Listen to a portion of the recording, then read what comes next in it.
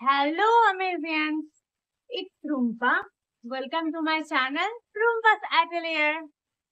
তো আজকে একটা ফেস্টিভ্যাল নিয়ে আজকের ভিডিওটা হয়ে যাক। তোমরা তো টাইটেল আর থাম্বনেল দেখে বুঝতেই পেরে গেছো যে আজকে আমি কি করতে চলেছি। তো চলো, লেটস স্টার্ট। প্রথমেই আমি এখানে মোল্ডেড ক্লের একটা বক্স কিনেছিলাম, সেটা তোমাদেরকে দেখিয়ে দিচ্ছি। আই থিঙ্ক আমি এটা মিডিয়াম সাইজের নিয়েছিলাম।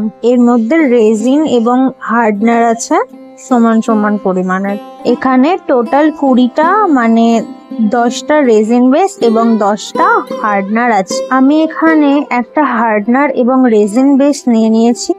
যেখানে আমি রেডি করব সেখানে ভালো করে পাউডার ছড়িয়ে নিয়েছি এবং আমার হাতেও ভালোভাবে মেখে নিলাম পাউডারটা। আমার যেহেতু পুরোটা লাগবে না, তাই যতটা রিকোয়ারমেন্ট থাকবে ততটা সমান সমান পরিমাণ হার্ডনার এবং রেজিন বেস ভালো করে মিশিয়ে নিয়ে আমি রুটি বেলার মতন একটা মার্কার দিয়ে বেলে নিয়েছি। এরপর ফুরিয়ে যাওয়া একটা ওষুধের ছিপি নিয়ে গোল গোল করে কেটে নিয়েছি।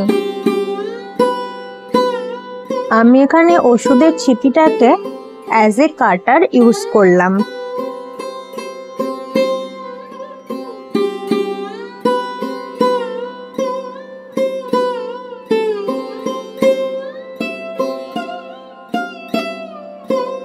এমন ভাবে আমার যে যে শেপগুলো দরকার আছে আমি সেগুলো করে নিচ্ছি। এখানে আমি এলিমেন্টগুলো অ্যাটাচ করার জন্য ফেভিকল গ্লু ইউজ করব। সব এলিমেন্টগুলো অ্যাটাচ করা হয়ে গেলে আমি প্রথমেই এখানে জেসোর একটা কোট অ্যাপ্লাই করে নিচ্ছি। এখানে আমি 3টে রাউন্ড শেপের এবং একটা আম পাতার শেপের রাখির বেস করে নিয়েছি এবং বেঁচে থাকা ক্লেটা দিয়ে আমি এখানে ছোট ছোট বল তৈরি করে নিয়েছি। সেগুলোকে আমি অ্যাজ এ বিডস ইউজ করব।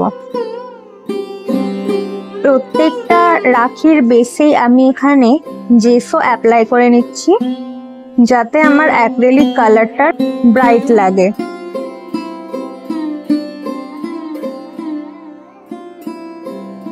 একইভাবে করে রাখা বলগুলোকে আমি বিভিন্ন ফেব্রিক কালার দিয়ে কালার করে নিচ্ছি। আমি এখানে ফেব্রিক কালার বলতে ক্যামেলের এবং ফেভিক্রিলের ফেব্রিক অ্যাক্রিলিক কালারটিকে ইউজ করছি। একই রকম ভাবে আমি সবুজ ফেব্রিক কালারটা নিয়ে পাতাটাকে রং করব। আমি এখানে প্রথমে ডার্ক গ্রিনটা দিয়ে কালার করে নিয়েছি, তারপরে সেটার সাথে হালকা ইয়েলো মিক্স করে লাইট গ্রিনটা রেডি করে নিয়ে অ্যাপ্লাই করেছি।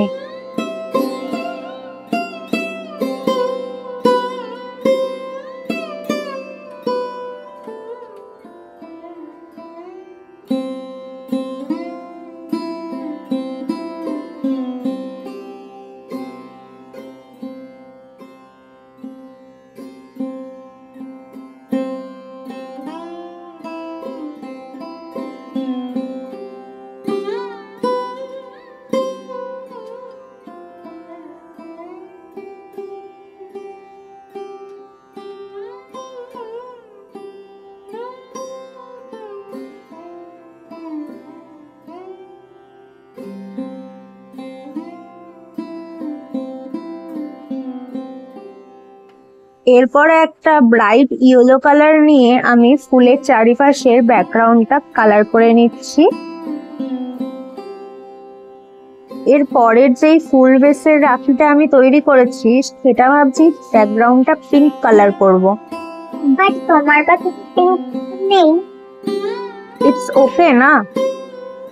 আমি রেড আর হোয়াইট মিক্স করে পিঙ্ক কালারটাকে রেডি করে নিয়েছি। এখানে পিঙ্ক কালারটা করার সময় ভালোভাবে লক্ষ্য রাখতে হবে যে যেন পুরো ব্যাকগ্রাউন্ডটাই কভার হয়ে যায়। ব্যাকগ্রাউন্ডের কালারগুলো সবকটা ভালোভাবে শুকিয়ে যাওয়ার পরেই কিন্তু এলিমেন্টগুলোকে রং করব আমরা। এই রাখির বেসটাকে আমি হোয়াইটই রাখবো ভাবছি, কারণ বাঙালি মানেই লাল সাদা। লাল সাদার কম্বিনেশনটা আমার খুবই ভালো লাগে। এরপরে একে একে সমস্ত এলিমেন্টগুলোকে আমি কালার করে নিচ্ছি। আমি যতক্ষণ কালার করি তোমরা ব্যাকগ্রাউন্ডের এই মিউজিকটা শুনে নাও। তোমরা হয়তো অনেকেই জানো, যারা জানো না আমি তাদের উদ্দেশ্যে বলে দিচ্ছি, এই সেতার বাদকটি যিনি, তার নাম হলো পৃথ্বীদেব ভট্টাচার্য।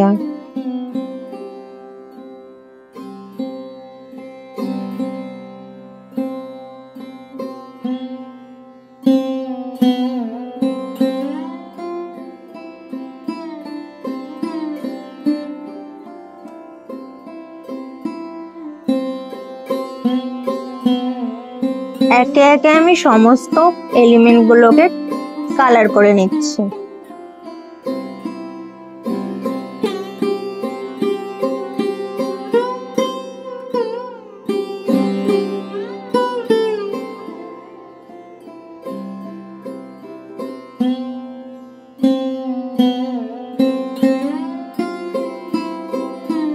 আমার সবকটা এলিমেন্ট কালার করা হয়ে গেছে।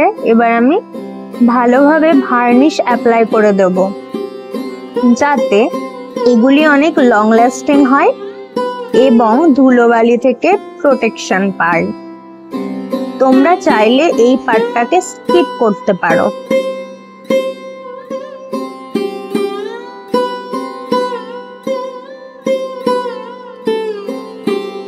আমি একে একে সবকটার ওপরেই ভালোভাবে ভার্নিশের একটা কোট অ্যাপ্লাই করে নিচ্ছি।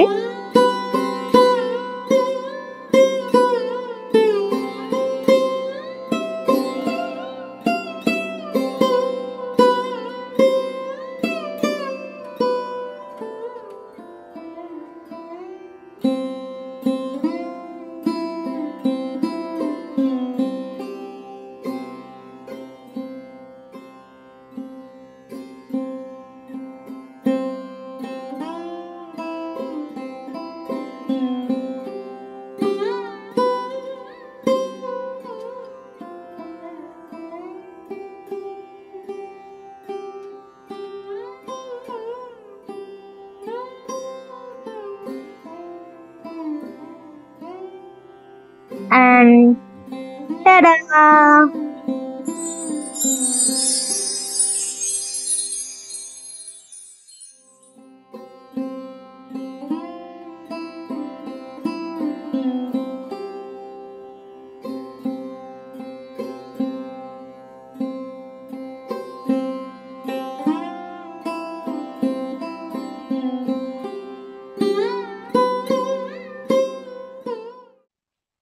That was it for today's video. Do you like? Let me know in the comment section below যে আজকের ভিডিওটা কেমন লাগলো। So take care, stay safe, and I love you guys.